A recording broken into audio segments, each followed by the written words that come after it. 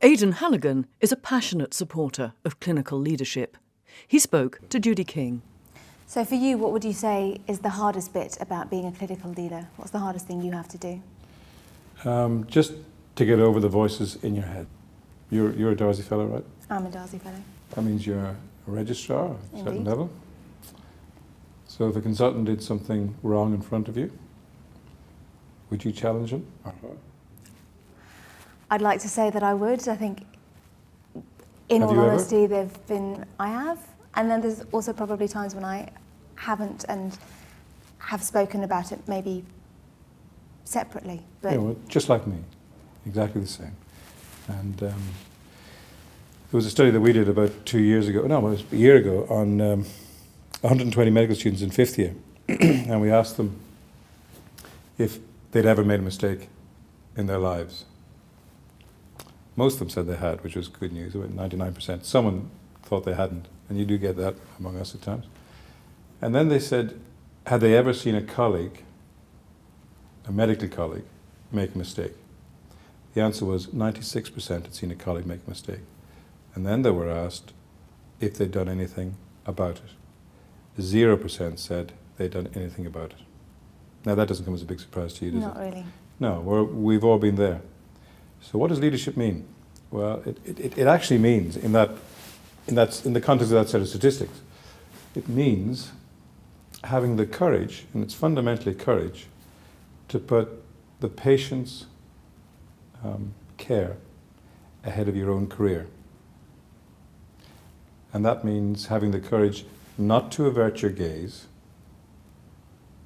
not to be complacent, not to blame the system that you're just following orders, not to say this isn't urgent, not to be in denial, and not to be arrogant. And mostly, when you get more senior in our profession, it's about not accepting passive learning. I remember years ago when I was working in Whitehall, I heard this story of a teaching ward round led by a professor in a geriatric section in London Teaching Hospital. It was a January, Monday morning at 10 o'clock, and he came along with his big retinue of about 20 people or something, consultants and management and junior doctors and nursing staff and so on. And he came to an elderly man who was very confused, and unfortunately the SHO, or F2, was very confused as well, and gave a miserable history. And the professor just got really annoyed, turned to everyone in the group and said, I'm fed up dealing with these stupid patients. Now just imagine that. And that happens. It's happened to me in my career. I've seen that at times and not respond because I thought it would be a really bad career move. There were consultants on that ward round. There were junior doctors, there were senior nurses and so on, managers. The person who responded was a year graduated young nurse who had been an estate agent before she came into nursing. She came into nursing because she thought she should do something for society, something that was worthwhile and commendable. And she sees this set of behaviours, and she, in her mind's eye, having very little clues because she's only a year nurse, in her mind's eye, she says, I can't stay in the NHS if I allow this to go on. Professor turned on his heel, walked out the ward. She called him at the door and said, Professor, no one speaks to a patient like that on my ward. Think that was brave? I do think that was brave. Do you think she had a job 6 months later? I would like to hope so. Yeah, that's a sign of a real leader. And she had. She became the youngest sister on that ward, ever. But actually, she left nursing 18 months later because the medics didn't criticize her. No, we're actually a good bunch. We're very competitive. And if someone gives us a chop in the jaw, we'll deal with that and come right back. It was her nursing colleagues. They hounded her because she should not have responded in that way to a doctor. There was a code of behaviour. And I guess all of us at some point in our professional lives will come across an incident that we don't know how to respond to because it isn't planned. Leadership is about managing the unexpected and about moving from denial. What the rest of that ward round did was they looked at it and they thought, I haven't heard this. This could not be happening. This guy's going to give me my reference. This is not part of the script. Look at my shiny shoes, because if I catch your eyes in the middle of that, we both know something wrong has happened. That's the way it works. And that's, I think, what makes it difficult. If it's difficult at a senior level, it's difficult at a junior level. It's difficult at every level, but that young nurse did it. You know, and the end of that story was the professor wasn't a bad guy.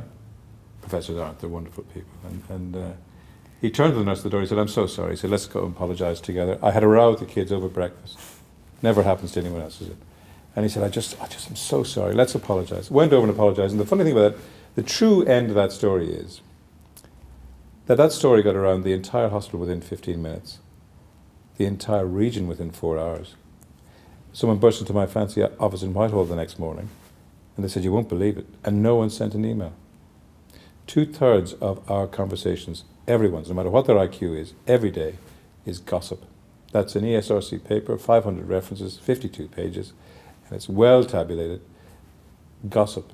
And at the heart of gossip is stories, and at the heart of stories are the actions of leaders very often, which we marvel at and which we admire. Leaders have a huge responsibility. They have to model behaviours, and they have to be consistent. Clinical leaders are no different to any other leaders. So is that the message that we want to be going out to the junior doctors, that we want them to be having those difficult conversations even though they'd rather be looking at their shoes? I think most of them would prefer not to be looking at their shoes, because the state of young doctors' shoes these days is appalling, really. But no, I think most of them really want to make a difference. They have the values and the principles that I remember having at that time. But then they become part of the system. They move on up and they understand what they need to do, the behaviours they need to display to actually be part of the system. But that's becoming totally confused at the moment because everything is moving so quickly.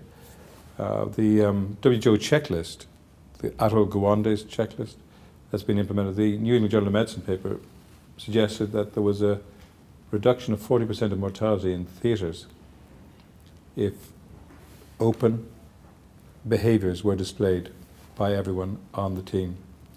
The problem with junior doctors is they're highly qualified people, highly able people. They know the difference between right and wrong. They came into it for all the best reasons. They have a voice. What they find really difficult to deal with is having the right to contribute, having the right to voice your opinion, doesn't come with the right to be taken seriously. Leaders tend to be taken seriously, no matter what their age and no matter where they are. So I was recently with the Red Arrows. We're forming leadership development in a particular way. And I spent a day with the squadron the week before last. And because they do an extraordinary thing, apart from their amazing flying, and they're all about junior doctor age, apart from their extraordinary flying, they can't make mistakes because they fly within 10 meters of each other. Mm.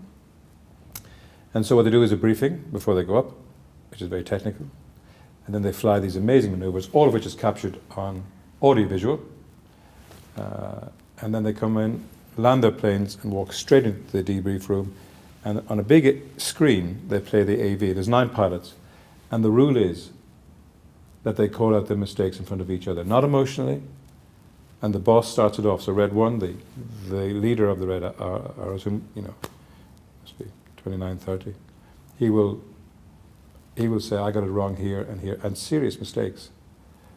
And then everyone will call it out as they're going through. They will also call out mistakes they've made that no one else can spot. So I remember speaking to the Red 1, the leader of them afterwards, and saying, you must have enormous egos to fly those things at 7, 8 and 9G and all this kind of stuff, so close to each other. And yet I've just seen you do a debrief where you've been hugely humbled. You particularly, as the leader, having made mistakes.